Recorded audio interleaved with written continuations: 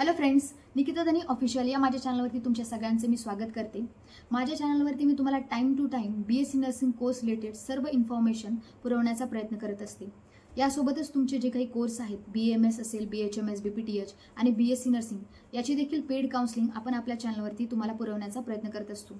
तुम्हाला जर paid counselling घ्यायची असेल तर तुम्ही खाली डिस्क्रिप्शनमध्ये एक नंबर दिलेला आहे, त्याच्यावरती कॉन्टॅक्ट करून तुम्ही देखील पेड काउन्सिलिंगचा लाभ घेऊ शकता। तर आता आपल्या संपूर्ण महाराष्ट्रामध्ये बीएससी नर्सिंग सोबतच अदर जे कोर्सेस आहेत त्याचं देखील ॲडमिशन प्रक्रिया आहे ती चालू आहे। आता विद्यार्थ्यांनी मला क्वेश्चन बऱ्यापैकी विचारलेला आहे की दीदी बीएससी नर्सिंग सोबत आमचं ॲडमिशन बीएमएसला झालेलं आहे, बीएचएमएसला झालेलं आहे, तर आता आम्ही कुठले कोर्स आहेत ज्याला प्रेफरन्स दिला पाहिजे।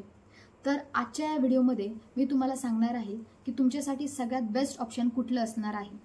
तर हा व्हिडिओ बिलकुलही तुम्ही स्किप करू नका, व्हिडिओ एंडपर्यंत पहा। तर आजच्या या व्हिडिओमध्ये मी जो काही मार्केट बेस्ड डेटा आहे किंवा जे काही इमोशनल फॅक्ट्स आहेत ते न सांगता डेटा बेस्ड आणि एव्हिडन्स बेसच मी सगळी इन्फॉर्मेशन तुम्हाला प्रोव्हाइड करणार आहे। तर बऱ्याचशा स्टुडंटनी मला विचारलं की आजच्या काळामध्ये, आजच्या घडीमध्ये सगळ्यात सेफ आणि सिक्युअर करिअर कुठलं आहे।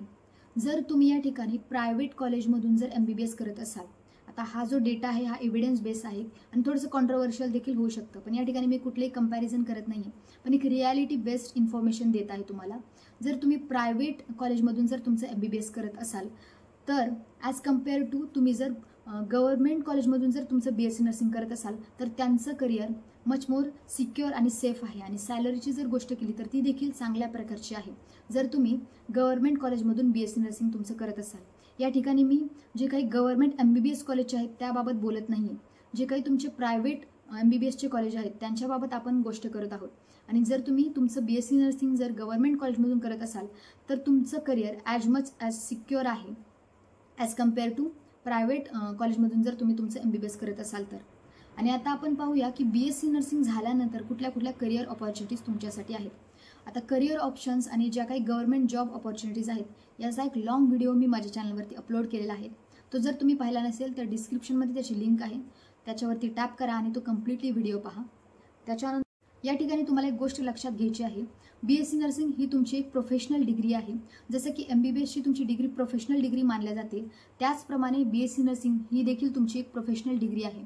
जे तुमचे अदर कोर्सेस असतात जसं की BSc असते, नॉर्मल BSc, BA, BCom हे तुमचे अकॅडमिक कोर्स आहेत। त्याचप्रकारे BSc नर्सिंग ही तुमची एक प्रोफेशनल डिग्री आहे।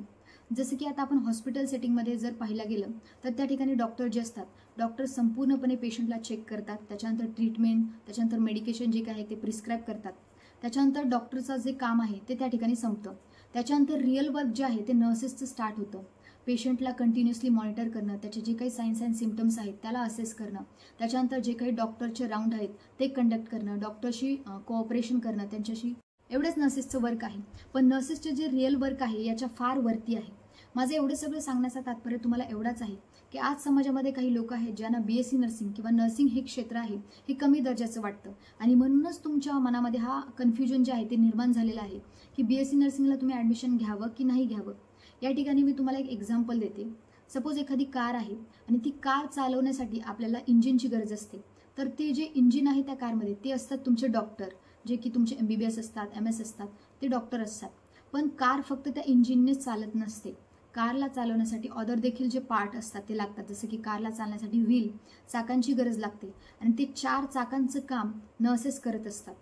जर आपण विचार केला तर आजच्या घडीला जर तुम्ही BSc नर्सिंगला ॲडमिशन घेतलं तर येणाऱ्या पुढचे जे काही 5-6 तुमचे वर्ष आहेत त्याच्यामध्ये नर्सेससाठी फार मोठी जॉब ऑपॉर्च्युनिटीज निघणार आहेत। WHO म्हणजे डेटा हा WHOने दिलेला आहे, त्यांनी सांगितलं की फक्त एकट्या इंडियामध्ये, आपल्या भारतामध्येच 1 मिलियन नर्सेसची गरज पडणार आहे, म्हणजे 10 लाख नर्सेस आपल्या फक्त इंडियामध्ये लागणार आहेत। आणि जर आपण पूर्ण जगाचा जर विचार केला तर 6 मिलियन म्हणजे 60 लाख नर्सेस या ठिकाणी तुम्हाला 60 लाख जॉब ऑपॉर्च्युनिटीज ज्या आहेत त्या नर्सिंग क्षेत्रासाठी येणाऱ्या काळामध्ये येणार आहेत। तर नक्कीच तुम्ही BSc नर्सिंगला तुमचं प्राधान्य देऊ शकता। त्याच्यानंतर जो की कोर्स आपला नव्याने इन्व्हेंट होत आहे 2026 मध्ये, तो कोर्स येणार आहे ज्याला गव्हर्नमेंट ऑफ इंडियाने ऑफिशियली अप्रुव्हल दिलेला आहे, NPCC nurse practitioner in critical care. हा कोर्स केल्यानंतर तुम्ही डॉक्टर म्हणून ॲज अ मेडिकेशन प्रिस्क्राईब करू शकता, त्याच्यानंतर ज्या काही डायग्नोस्टिक टेस्ट देखील आहेत त्या देखील तुम्ही पेशंटला देऊ शकता। NPCC कोर्सबद्दल संपूर्ण इन्फॉर्मेशन मी माझ्या चॅनलवरती दिलेली आहे. त्याचा एक लॉंग व्हिडिओ आहे, डिस्क्रिप्शनमध्ये त्याची लिंक असेल तर तो व्हिडिओ तुम्ही पाहू शकता. जर तुम्ही अमेरिकेसारख्या देशाचा जर विचार केला तर आपल्याकडे जे जनरल फिजिशियन आहेत त्यांच्या इतकीच मान्यता अमेरिकेमध्ये नर्स प्रॅक्टिशनर या कोर्सला असते. यानंतर ऑन्कोलॉजीमध्ये देखील तुम्ही पॅलिएटिव्ह केअर, होम केअर याच्यामध्ये देखील काम करू शकता आणि अब्रॉडमध्ये देखील तुम्हाला चांगल्या गोल्डन अपॉर्च्युनिटीज आहेत. त्याच्यानंतर गव्हर्नमेंट जॉबमध्ये देखील तुम्हाला खूप साऱ्या संधी आहेत. त्याचा एक लॉंग व्हिडिओ मी माझ्या चॅनलवरती अपलोड केलेला आहे, तो देखील तुम्ही पाहू शकता.